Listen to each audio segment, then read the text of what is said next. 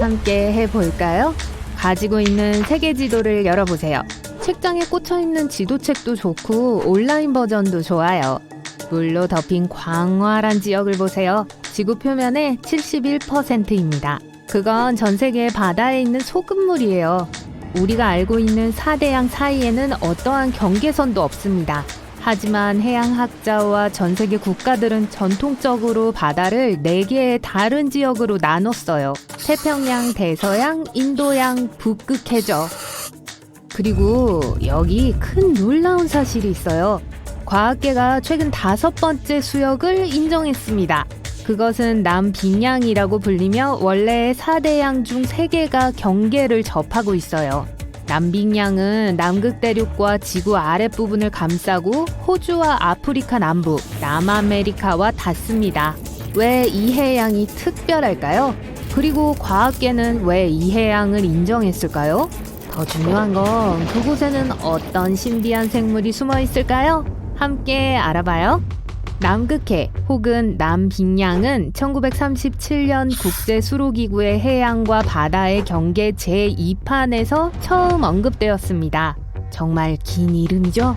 그 당시에 이 단체는 남극해를 분리된 수역으로 구분하는 건 잘못되었다고 생각했습니다. 왜일까요? 왜냐하면 그 당시 해양이란 땅을 둘러싸는 수역이 아니라 땅으로 둘러싸인 수역으로 정의되었기 때문이에요. 하지만 이 기준은 2000년에 재고됐고 이 해양을 공식 목록에 포함하기로 투표했어요. 또한 흔히 사용되는 남극해보다는 남빙양이라고 이름을 정했습니다. 마침내 그 단체는 이 해양이 남위 60도에서 끝나는 것으로 간주해야 한다고 결론지었어요. 하지만 이 해양은 얼마나 오래됐을까요? 글쎄요. 많은 전문가들은 겨우 3천만 년 전에 형성되었다고 믿고 있는데 이건 세계에서 가장 어린 해양입니다. 지구 발달 초기 단계에 남극 대륙과 남아메리카가 서로 멀어졌을 때 만들어졌어요.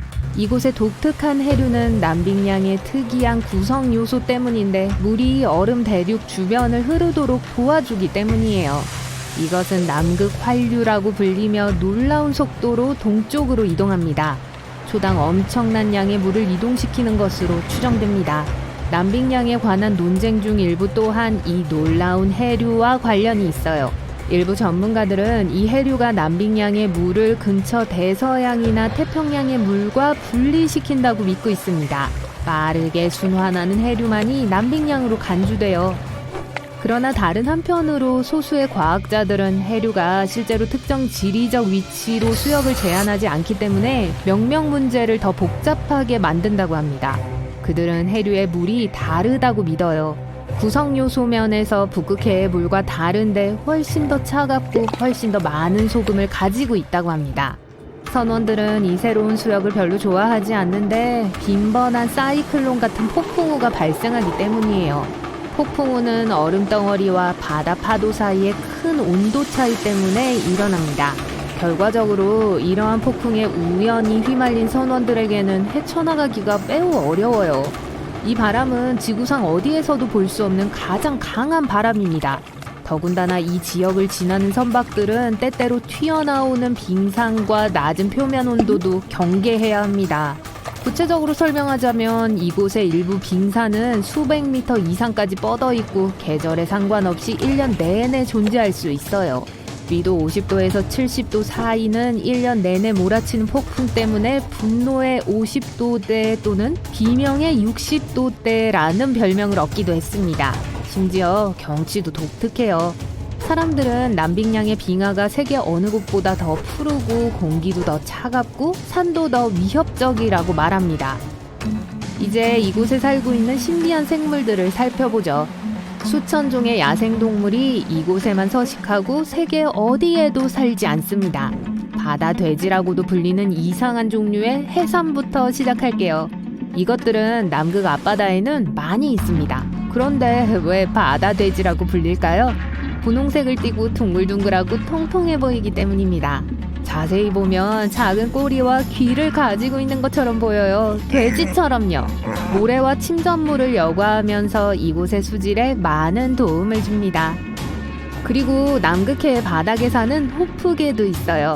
남빙양은 냉수 환경이지만 개는 따뜻한 물에 주로 살기 때문에 호프개는 화산 분출구에 의해 만들어진 온기 주변에 모입니다. 거기서 필요한 온기와 먹이를 얻어요. 호프개가 큰 무더기로 쌓여 있는 것을 볼 수 있는데 말 그대로 분출구 입구 공간을 채웁니다. 어떻게 이런 이름을 얻게 되었냐고요? 그건 개의 풍성한 가슴털이 배우 데이빗 하셀호프를 떠올리게 했기 때문이에요. 그렇군요. 완전히 투명한 물고기를 본 적 있나요? 남극에 이 바다까지 가야 합니다. 이런 물고기는 실제로 존재하고 남극 빙어라고 불립니다. 실제로 물고기의 내부를 볼 수 있어요. 완전히 투명해요. 그건 투명한 피부에 적혈구가 없기 때문입니다. 이 물고기의 특별한 능력은 남빙양이 차가운 물에서 몸이 얼어붙는 것을 막기 위해 부동액을 사용할 수 있다는 거예요. 평범하고 헤모글로빈이 함유된 붉고 진한 피 대신에 남극빙어는 몸 전체를 더 쉽게 순환하는 묽은 피를 가지고 있어서 꼭 필요한 영양소와 산소를 공급받습니다. 자, 이 물속에 괴물이 숨어 있을까요? 어떤 사람들은 그렇다고 믿어요. 최근에 연구 덕분에 심지어 비디오 영상도 있어요. 호주 연구원들은 남빙양 해저 근처에서 헤엄치고 있는 이상하게 생긴 생물들을 우연히 발견했습니다. 이 분홍색 덩어리 같은 물고기는 작은 지느러미 한 쌍으로 움직이는 것처럼 보였어요.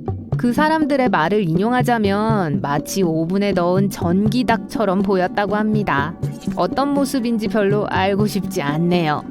그 괴물을 확인하는데 약간의 시간과 연구가 필요했습니다. 그것은 해삼의 일종으로 밝혀졌는데 머리 없는 닭 괴물이라는 특이한 별명으로 더 잘 알려져 있어요. 이 생물이 1800년대 후반부터 존재했다는 걸 알고 있었지만 거의 그것을 본 적이 없습니다. 그리고 남극 동쪽 해안에서 꽤 멀리 떨어진 멕시코만에서 발견되었을 때 단 한 번 영상에 담긴 것이 전부였어요. 이 생물에 대해 우리가 모르는 것이 너무 많습니다. 얼마나 많은 수가 바다에 존재하는지, 어떻게 살고 먹고 번식하는지 등에 대해서요. 황제 펭귄에 대해 들어본 적이 있나요? 펭귄의 머리에 왕관을 쓰고 있지는 않지만요.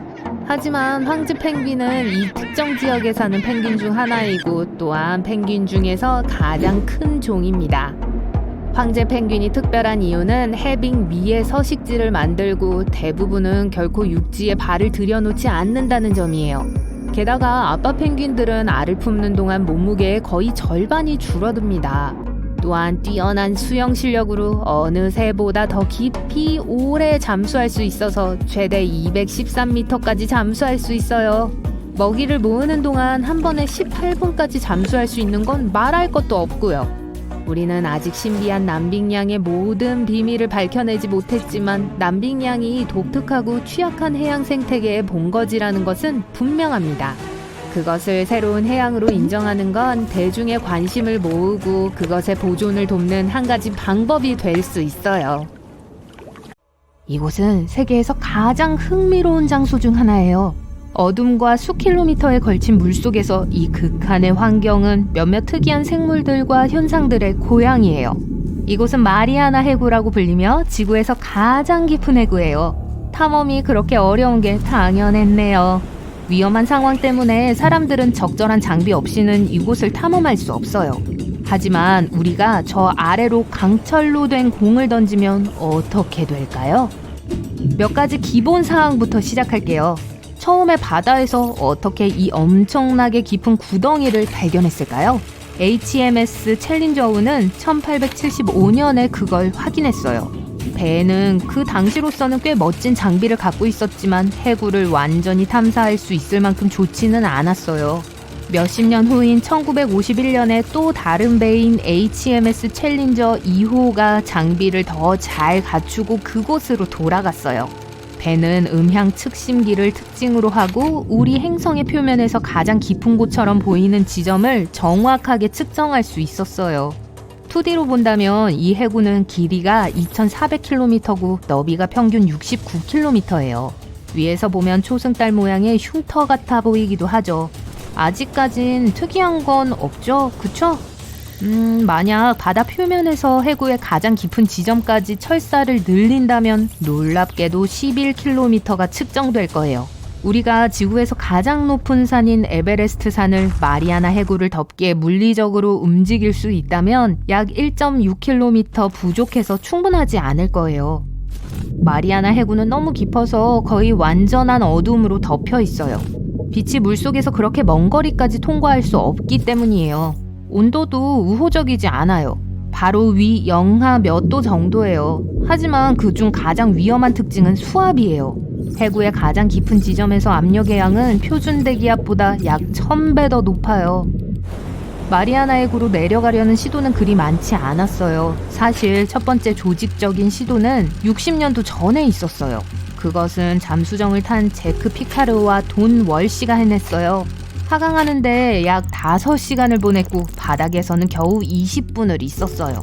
이런 사진은 찍을 수 없었어요. 이 두 과학자가 내려갈 수 있을 때까지 전문가들은 그 아래에 생명체가 존재할 가능성이 거의 없다고 믿었어요. 특히 극심한 압력의 여건을 감안했을 때 말이죠.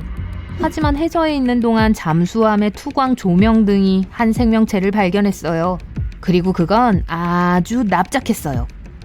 상상할 수 있듯이 이곳의 자원은 아주 부족해요. 여기에는 어떤 생물들이 살고 있을까요? 그리고 이런 혹독한 환경에서 어떻게 살아남을 수 있죠? 놀랍게도 마리아나 해구에는 꽤 많은 야생동물들이 살고 있어요. 이 생물들 중 일부는 살기 위해 메탄이나 황과 같은 화학물질에 의존하는 반면 다른 종류의 물고기들은 먹이 사슬에 있는 자신들보다 약한 해양 생물들을 먹어요.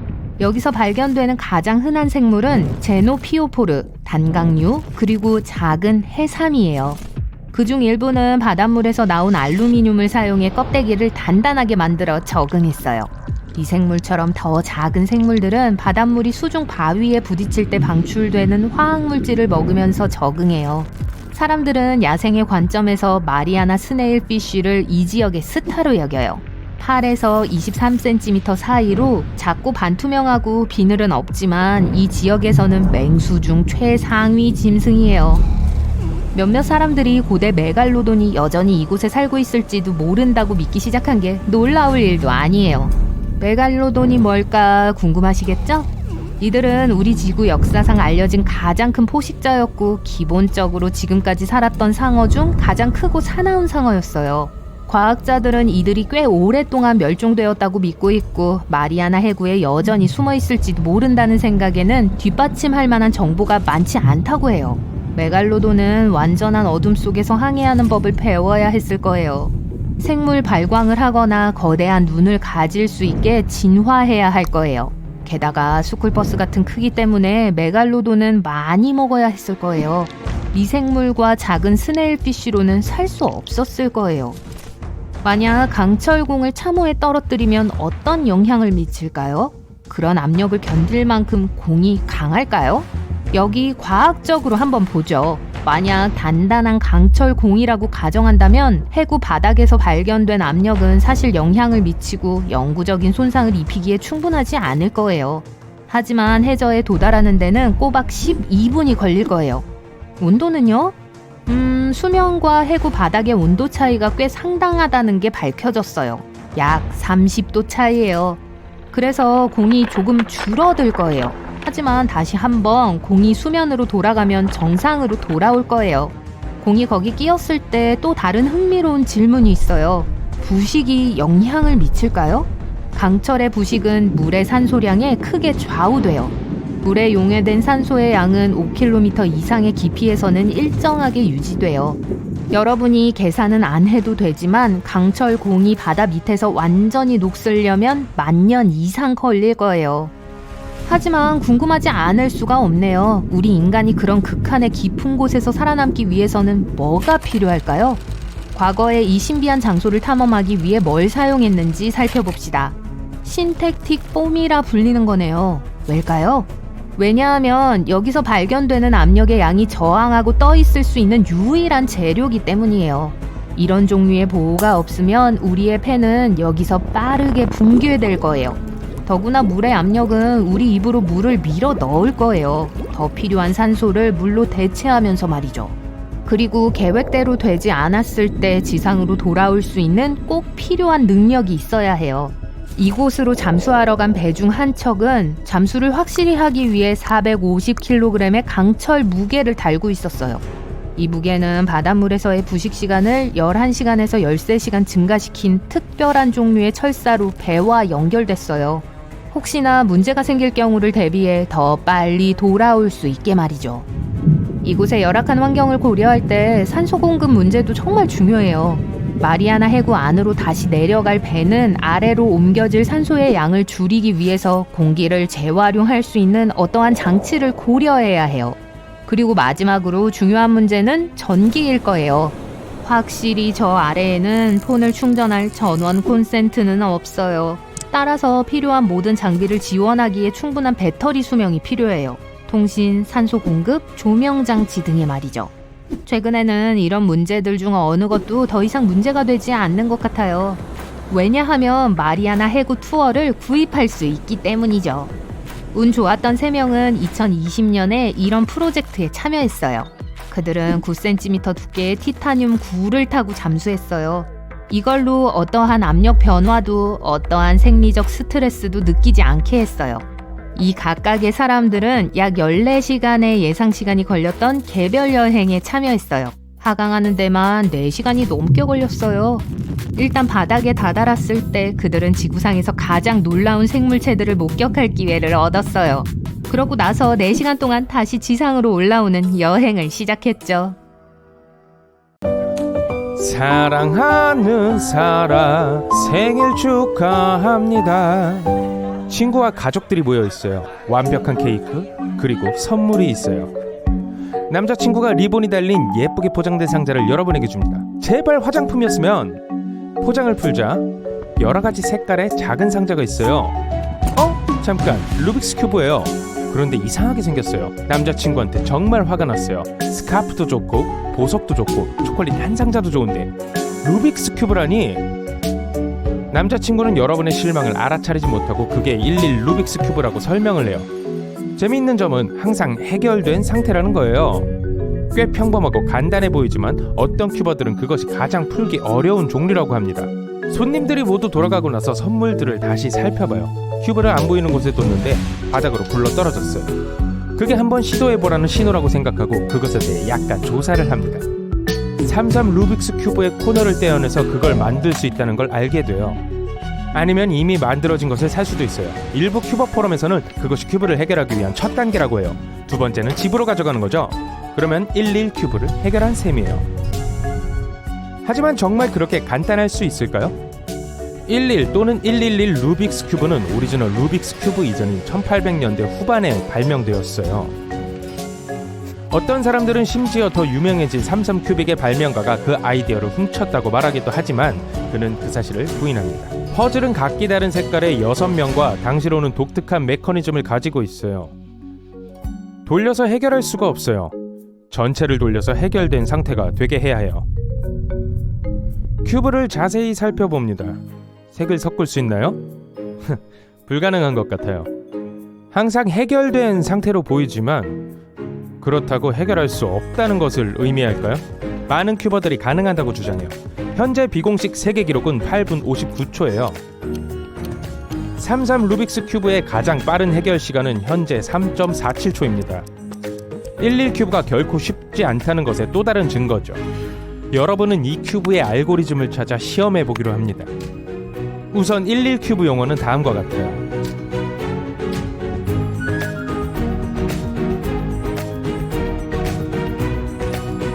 이제 큐브 회전 연습을 해야 해요.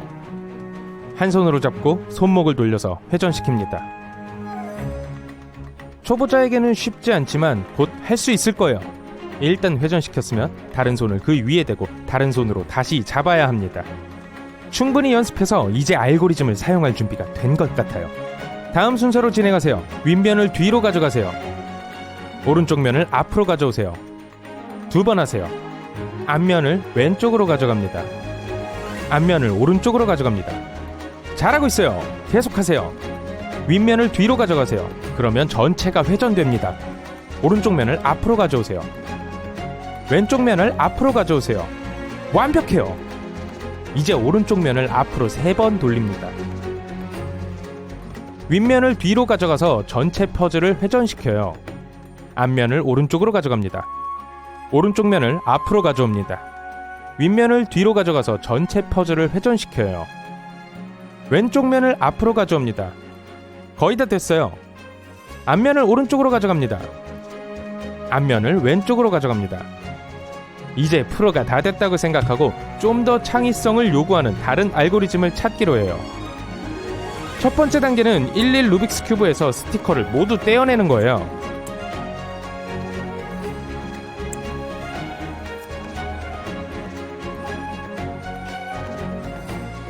두 번째 단계는 빗면에 원하는 페인트를 칠해요.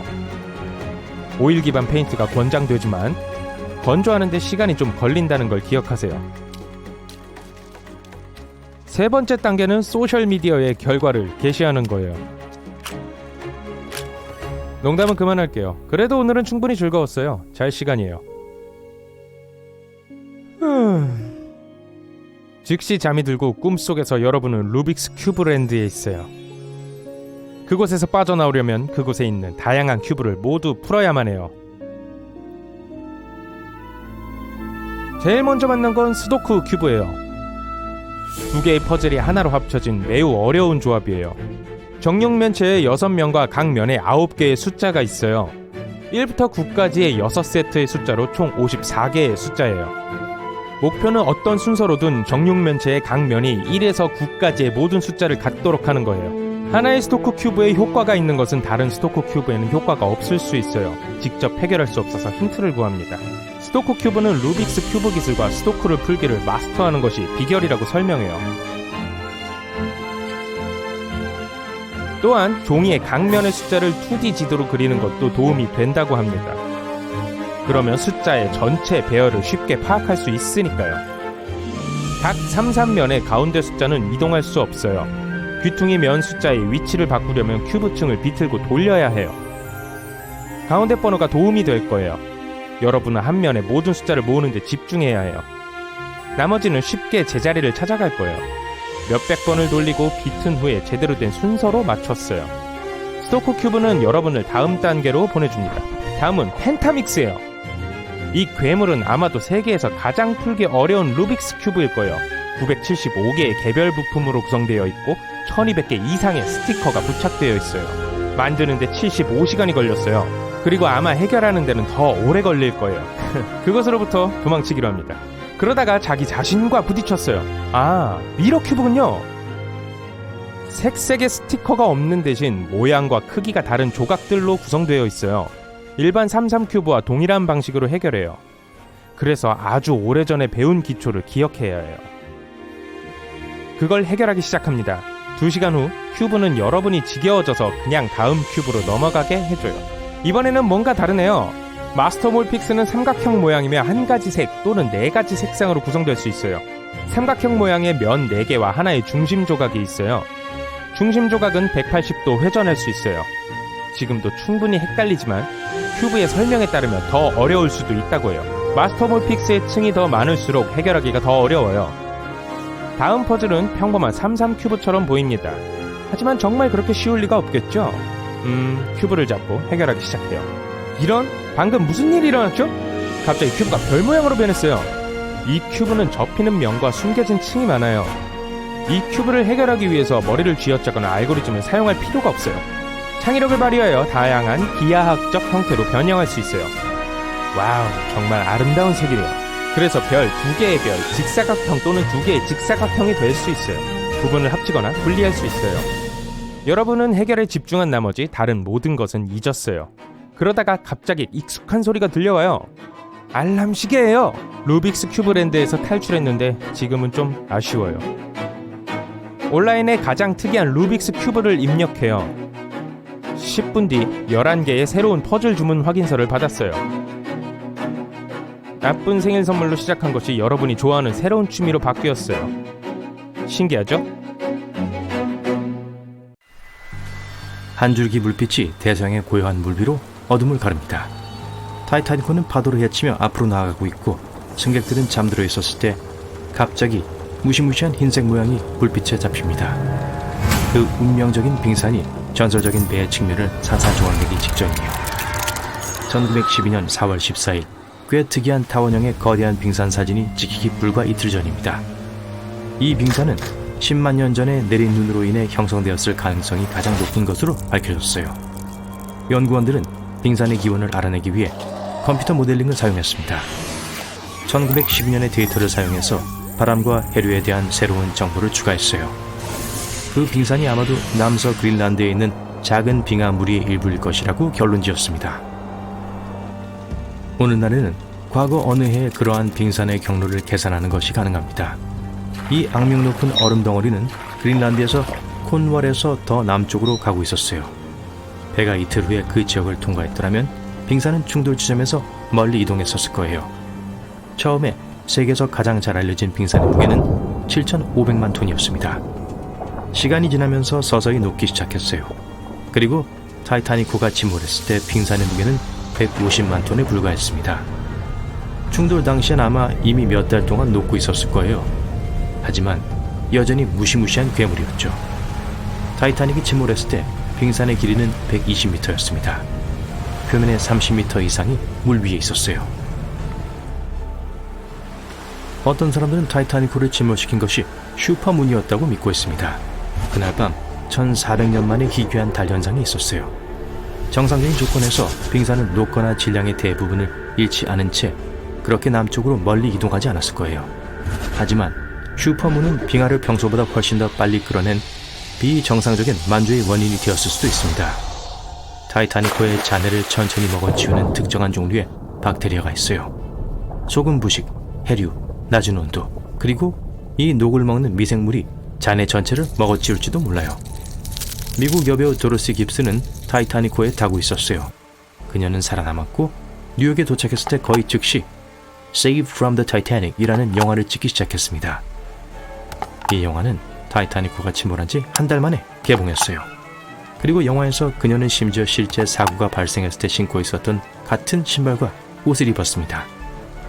그 영화는 당시 큰 성공을 거두었지만 유일하게 알려진 영화본이 화재로 파괴되었어요.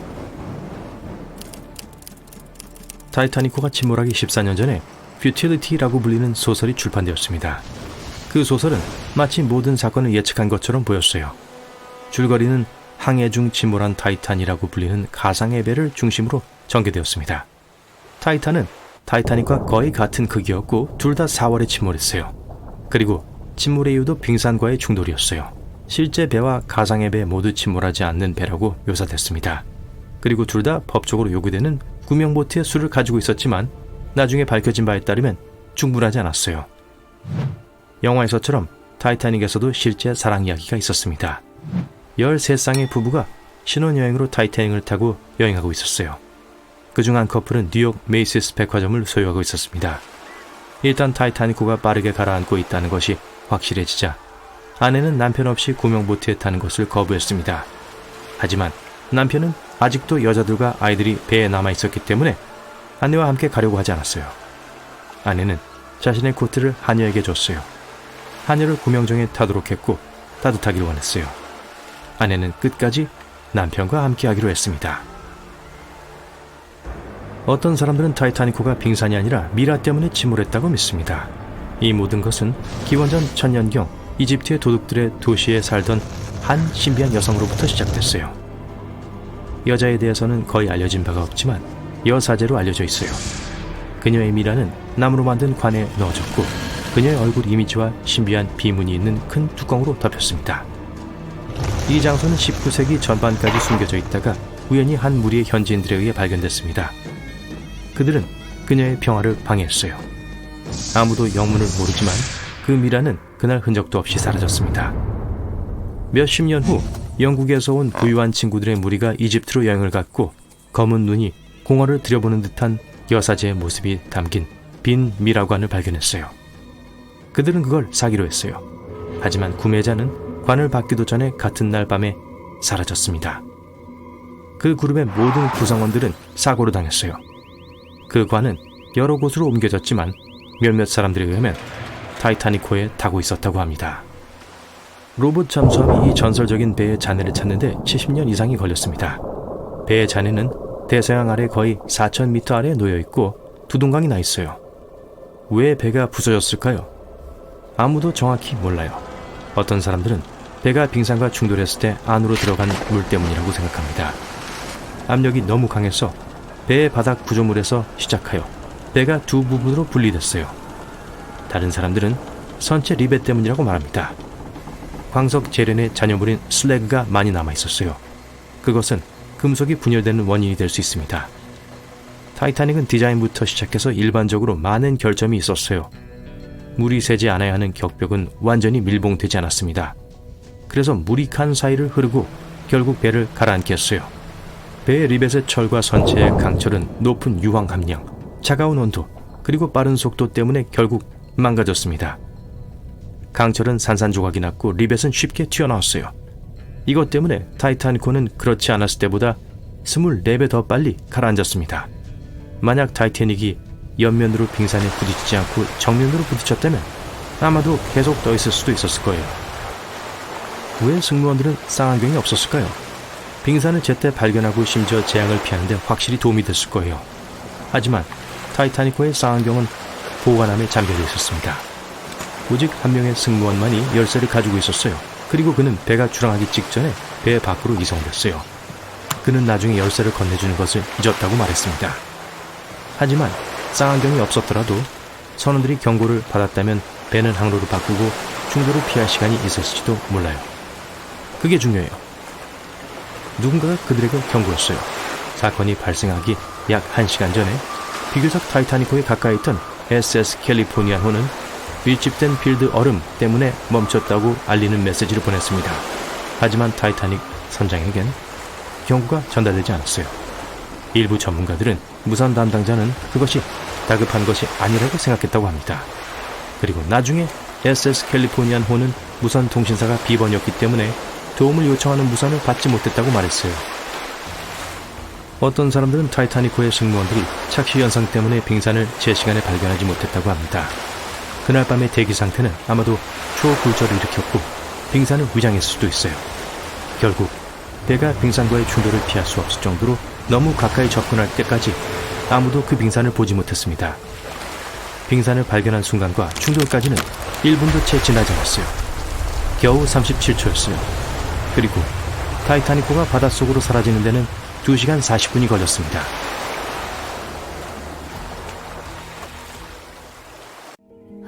잔디밭 아래서 푸른 하늘을 바라보며 노래하는 새들의 노래를 즐기면서 따뜻한 햇볕을 쬐고 있어요.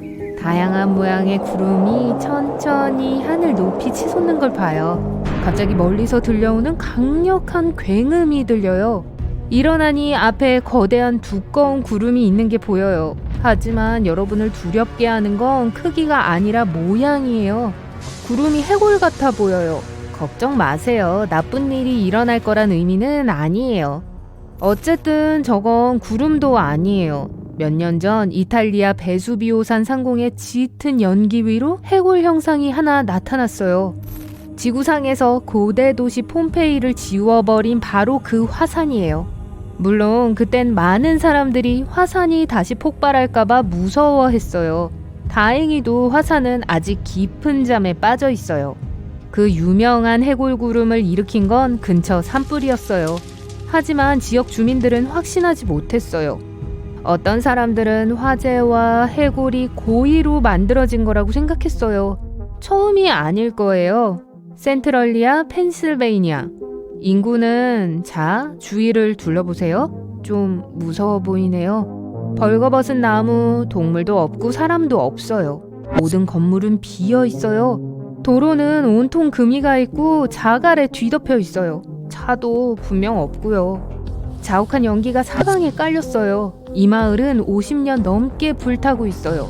센트럴리아는 광산마을이었어요. 탄광 중 하나가 버려졌고 주민들은 그걸 쓰레기 처리장으로 사용했어요. 그러다가 대부분의 사람들에 따르면 도시는 평소처럼 쓰레기를 태워서 처리하기로 결정했어요. 계획은 엄청난 실패였어요. 여기서 뭐가 잘못됐는지 한번 볼게요. 쓰레기 불은 갱도 깊숙이 파고들어 그 아래에 아직 남아있던 석탄에 불을 붙였고 그 이후로 계속 불타고 있어요. 이산화탄소 수치가 급등했고 안전을 위해 근처에 다른 광산을 폐쇄해야 했죠. 아무도 불을 막을 수 없었고 지하의 불길이 도시 밑으로 번졌어요. 도로는 예열되기 시작했고 토양은 못 쓰게 되었고 도로는 천천히 연기와 스모그로 가득 차게 됐죠. 2017년에 그곳에는 5명만이 살고 있었어요. 캐나다의 아브라함 호수에 오신 걸 환영해요. 여긴 완전 얼었어요. 여러분은 투명한 얼음 위에 올라서서 아래에 뭐가 있는지 내려다봐요. 물고기는 없고 그냥 신비로운 얼음방울이 있네요. 마치 얼음에 얼어붙은 작은 구름이나 겨울 잠바를 입는 걸 잊어버린 해파리 같아 보여요. 메탄으로 이루어진 이런 수천 개의 작은 방울들이 있어요. 하지만 얼음을 만지기 위해 구멍을 파려고 하지 마세요. 메탄은 인화성이 강해요. 이것은 나뭇잎, 풀, 곤충 또는 호수에 유입되는 다른 유기물을 먹는 메탄을 생성하는 박테리아에 의해 생성돼요. 메탄이 얼어붙은 물에 닿으면 수만 개의 얼어붙은 작은 공으로 변해요. 얼음이 녹으면 터져서 지글지글 끓죠. 적절할 때 거기에 성냥불을 갖다 대면 호수는 폭발하는 화산 같아 보일 거예요. 비슷한 호수들이 북극해 일부 해안 근처에서 발견될 수 있어요. 방울의 크기는 열기구 크기의 몇 배에 이를 수 있어요. 확실히 아름답긴 한데 사실 안전하진 않아요. 다른 충격적인 호수는 인도네시아 자바섬에 있어요. 풀과 나무가 우거진 웅장한 화산에 도착해요. 화산은 잠든 것 같지만 연기가 뿜어져 나와요. 여러분은 정상에 올라요. 힘들고 지치고 땀나고 이제 더위를 식힐 준비가 됐어요. 잘했어요. 정상에 올랐어요. 화산의 입구를 들여다봅니다. 끓는 용암은 없고 그저 아름답고 밝은 청록색 호수만이 보이네요. 오아시스 같아요. 상쾌하게 물에 담그기 딱 좋은 때예요. 여러분은 뛰어 내려가서 입수를 준비해요. 하지만 그건 물이 아니라 산이에요. 유황가스가 화산 밑에서부터 호수로 유입돼요. 호수 자체는 금속으로 가득 차 있어요. 가스가 닿으면 저 아름다운 청록색 물이 아닌 산을 형성하죠. 가까운 마을로 돌아가 쉬었다가 더 선선해진 밤에 다시 오는 게 좋겠어요. 어둠 속에서 호수가 빛을 발하는 것 같아 보여요. 그 바로 위에서 빛으로 가득 찬 폭발하는 작은 구름이 보여요. 유황가스는 호수에서 솟아올라 공기와 결합해 밝은 파란색으로 빛나요. 그래도 너무 가까이 가지 마세요. 하늘 위, 지하, 화산, 호수. 바다로 나갈 시간이에요. 여러분은 요트를 타고 항해해요. 장소 불문하고 이 다음 사건은 전 세계에서 일어나요. 자, 바다는 맑고 잔잔해서 돛에 바람 한 점 없어요. 모든 게 너무 평화로워요. 잠깐, 저게 뭐죠? 엄청나게 큰 소리가 들려요. 2초 후 돛대보다 훨씬 더 큰 파도가 잔잔한 바다에서 일어나 요트를 덮쳐요. 배는 간신히 똑바로 서 있고 거대한 파도는 사라져요. 여러분은 이상파랑의 공격에서 살아남았어요. 일부 과학자들은 해류가 강한 역풍에 부딪힐 때 이게 일어난다고 해요.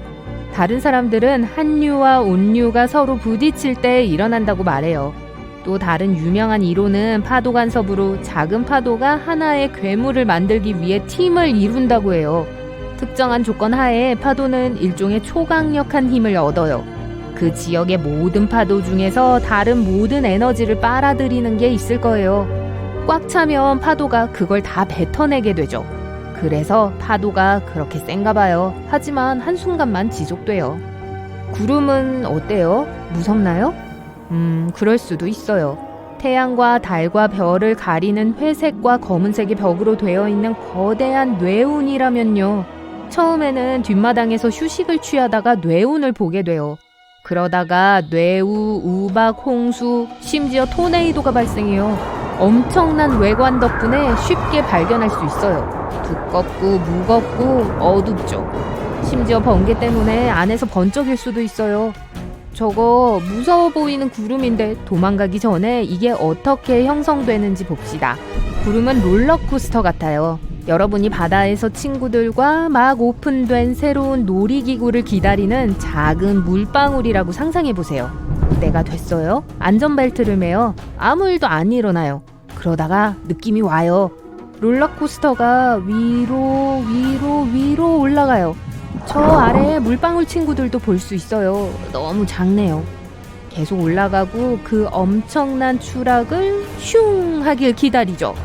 하지만 아무 일도 안 일어나요. 너무 높이 올라와서 구름 위에 있어요. 여긴 그렇게 무섭지도 않고 친구들도 많아요. 좋아요. 추워지기 시작해요. 주변을 둘러보니까 모두에게 일어나고 있는 일이에요. 여러분은 아름다운 얼음 결정체로 변해가고 있어요. 너무 반짝이고 예뻐요. 구름은 다른 물방울들로 인해 다소 비좁아지고 차오르고 있어요. 그럼에도 이 얼마나 평화로운 놀이기구, 으아! 기구가 작동하면서 자유낙하를 시작해요. 처음에는 천천히, 그러다가 빠르게 수천 개의 물방울이 땅으로 떨어져 어떤 물방울은 핸드레일을 꽉 붙잡고 어떤 물방울은 웃으며 허공에 손을 흔들어요. 유후! 그리고 첨벙. 무섭네요. 그래도 전 번개 라이드가 더 좋아요. 그건 여러분이 안전벨트를 매고 올라타서 구름 위에서 범퍼카를 타는 거예요. 여러분이 다른 물방울과 더 많이 부딪힐수록 더 많은 번개를 만들어내요. 모든 번개가 구름 안에서 일어나는 건 아니에요. 지저분한 폭풍우라고 불리는 드문 현상도 있어요. 번개는 화산 위에서 일어나는데 가장 유명한 건 일본에 있어요. 거의 매일 폭발하고 검은 구름을 공중으로 높이 내뿜어요. 그래서 정말 무서운 화산구름입니다. 게다가 번개도 치고요. 정기적인 번개는 폭풍우 중에 얼음 결정이 서로 부딪힐 때 발생해요. 지저분한 폭풍우에선 화산재 조각들이 충돌하고 마찰을 일으키고 하늘에 불을 붙이죠. 좋아요. 안전하고 아름다운 걸로 여행을 마무리하는 게 좋을 것 같아요. 구름 롤러코스터는 이제 그만요. 여러분은 지구상에서 가장 건조한 곳 중 하나인 칠레 북부의 아타카마 사막에 있어요. 하지만 이 사막에는 아름다운 비밀이 있어요. 3에서 5년마다 갑자기 꽃들이 피어요. 너무 유명해서 꽃 피는 사막이라고도 불리죠. 씨앗들이 땅에 누워 비가 오기를 기다려요. 사막이 충분한 물을 얻으면 약 200여 종의 꽃들이 돋아나요. 아타카마의 노란 모래는 보라색, 흰색, 녹색, 그리고 분홍색으로 변하죠.